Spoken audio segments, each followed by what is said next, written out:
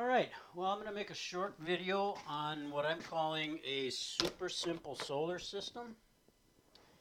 And I think what makes it really simple is that it's kind of plug and play, pretty easy to put together for the average homeowner. It takes advantage of standard off-the-shelf components and a single solar module, so it's kind of affordable in terms of an entry-level solar electric system. And it does give you the potential to complicate it.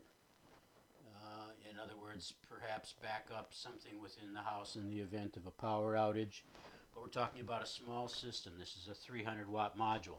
Actually, this one's 290. 290 watt solar world 60 cell module.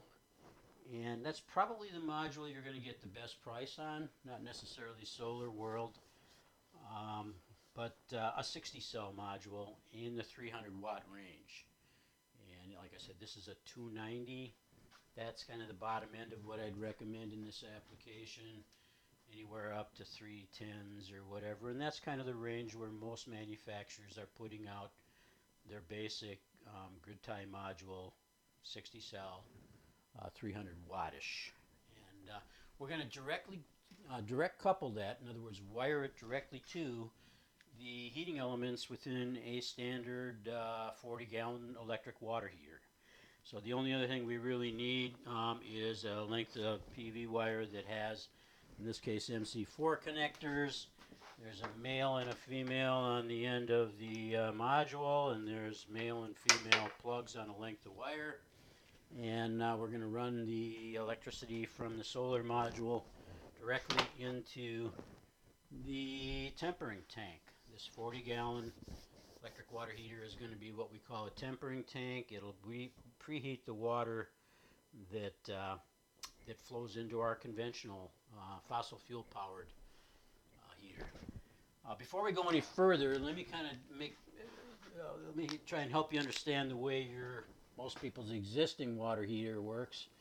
Everybody has, let's call it in their basement, a water heater. If it's electric, it probably also has dual elements, like the ones that are in here.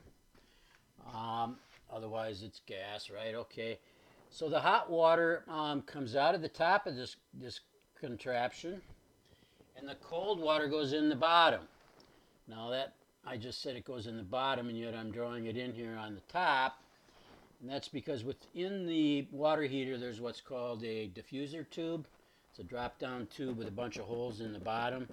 And when you turn on a tap, ooh, look at this, I've got colored markers.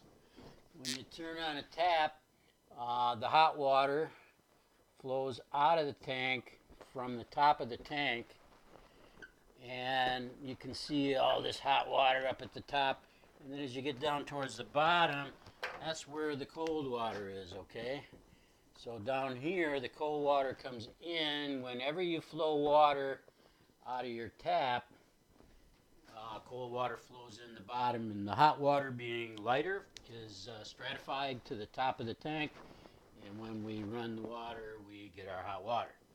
So in this situation with a tempering tank, where did I put my eraser? In this situation with a tempering tank, it will depend upon if you've got copper pipes or, PEX or PVC.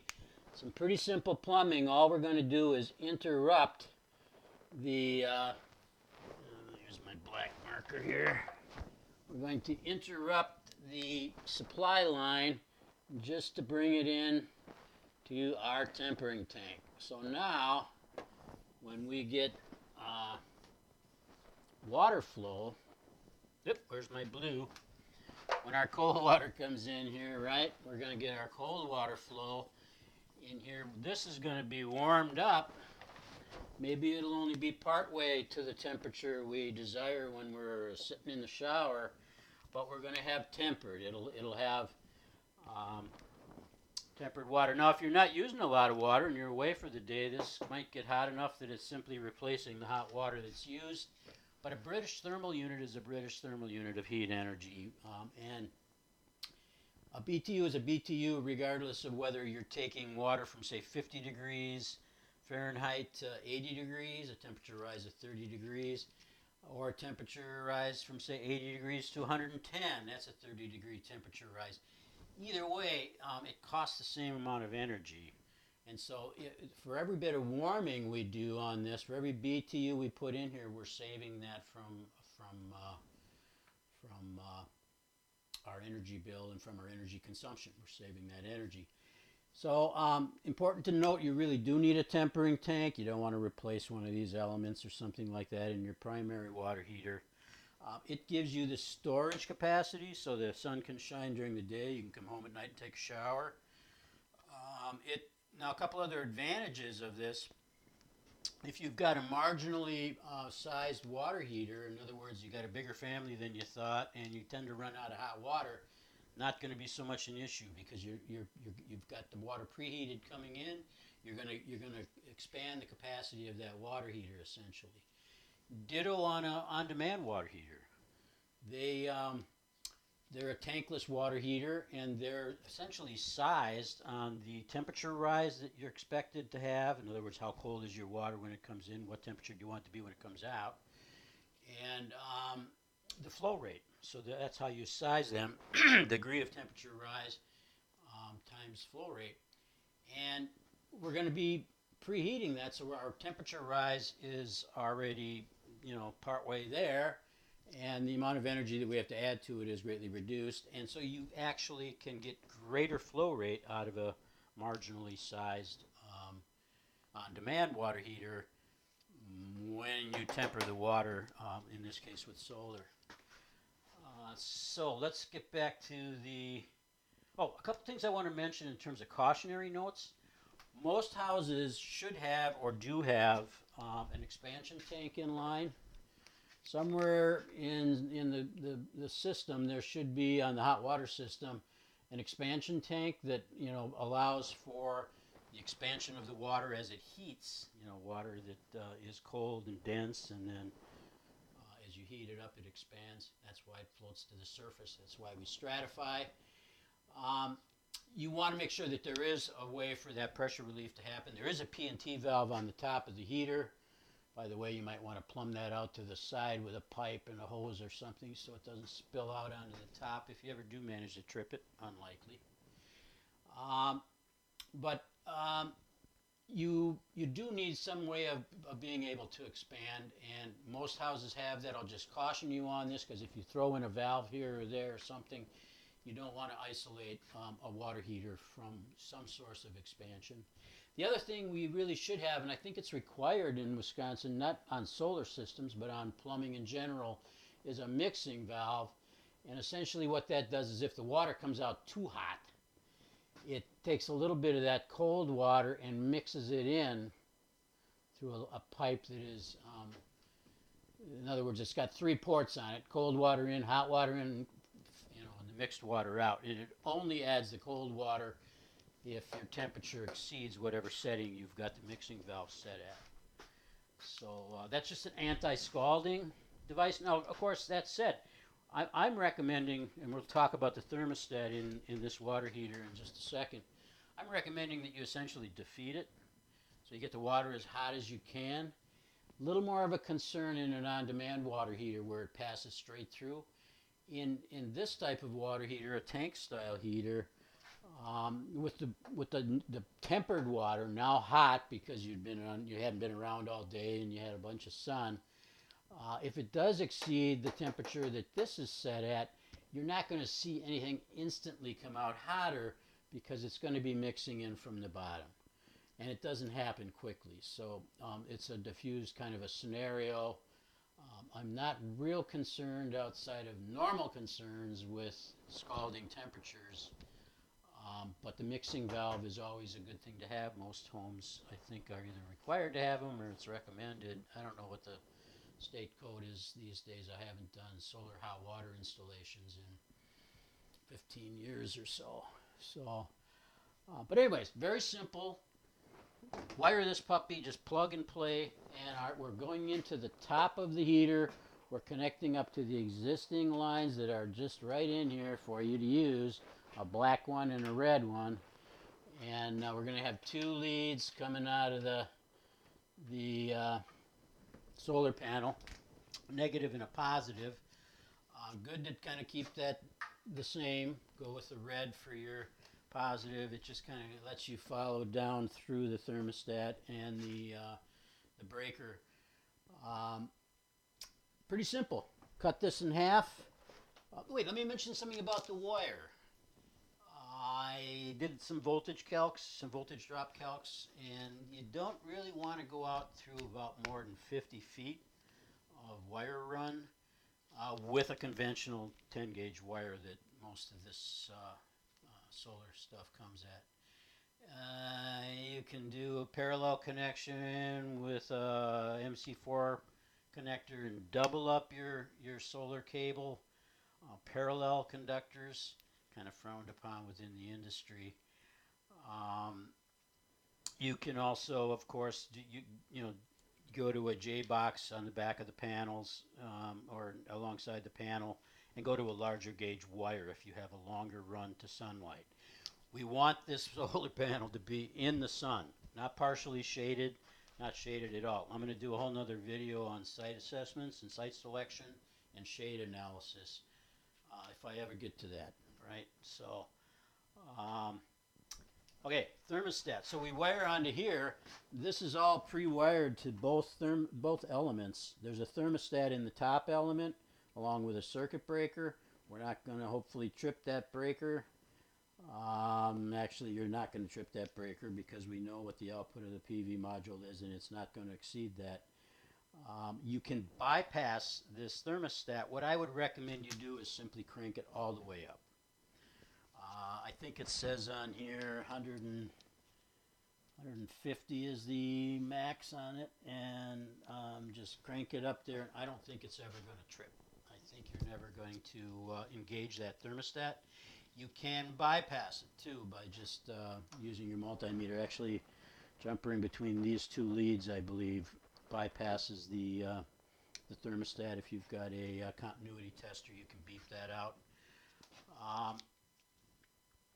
The reason I mentioned the thermostat is, number one, we want to get all the solar energy we can, so we don't want to be limiting that. And in the standard tank scenario, we're not going to necessarily overheat anything, especially seeing as how the water is typically not used at the time that it's heated, usually later in the day or the following morning.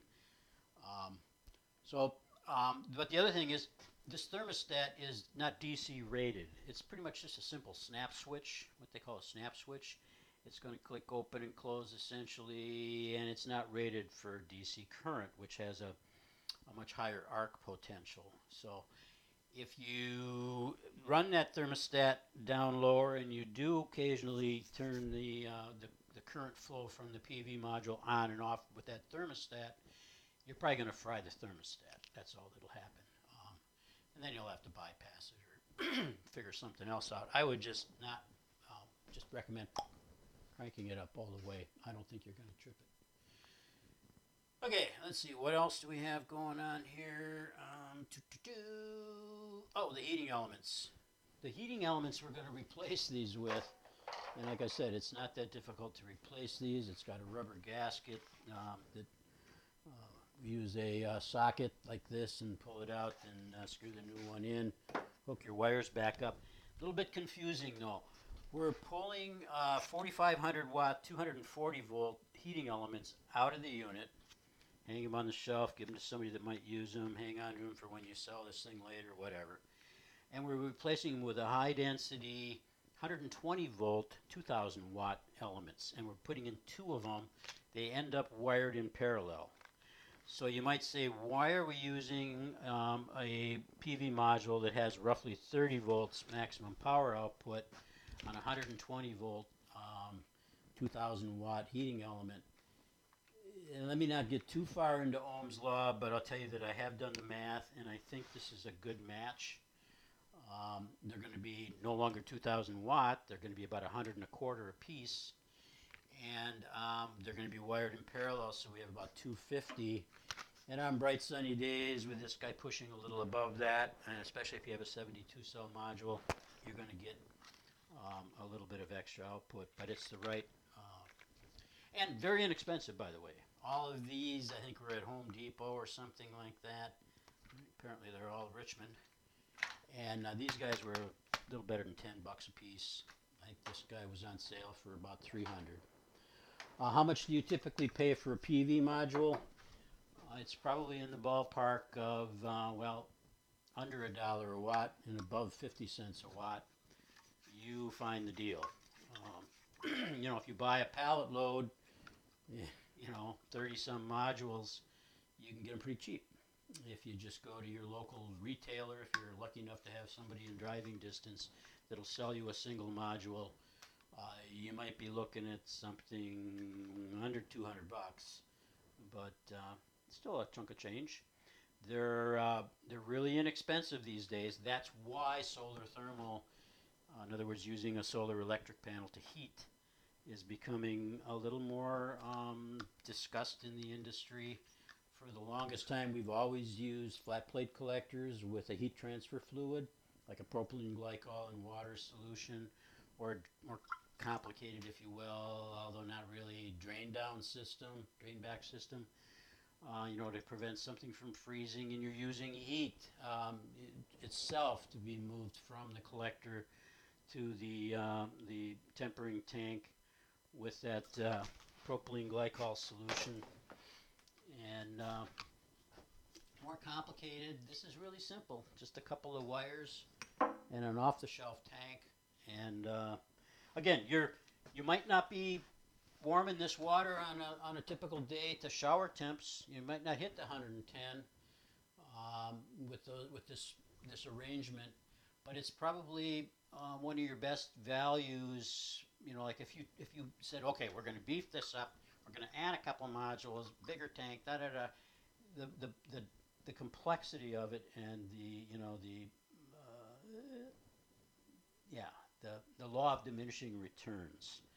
The closer you get to trying to produce 100% of something with renewable energy, there's a sweet point in there where the law of diminishing returns hasn't quite kicked in. And I'm thinking a single module, 40-gallon tank, 2 heating elements, and a chunk of wire might be it. So I'll do another discussion on how you can take this output from the PV module. Instead of dumping it directly into here, it can go through a relay that will allow you to automatically transfer that power to a different load in the house if there's a power outage. So, okay, I'll see if I can get around to that one. Thanks.